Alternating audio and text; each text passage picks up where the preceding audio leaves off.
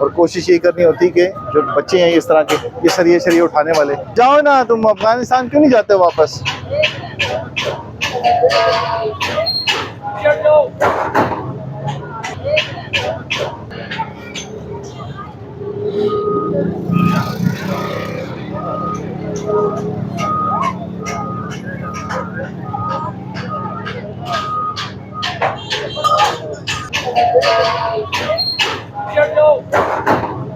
कौम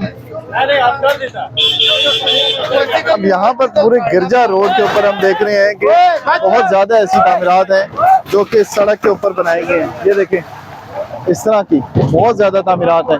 ये देखें ये बोर्ड, इस तरह की बहुत ज़्यादा तामीरात हैं। लोगों ने बोर्ड्स लगाए हुए हैं, फिर उसके बाद शेड्स लगाए हुए हैं। उन शेड्स के ज़रिए शटर से बाहर जितना कारोबार हो रहा है वो आपके सामने है।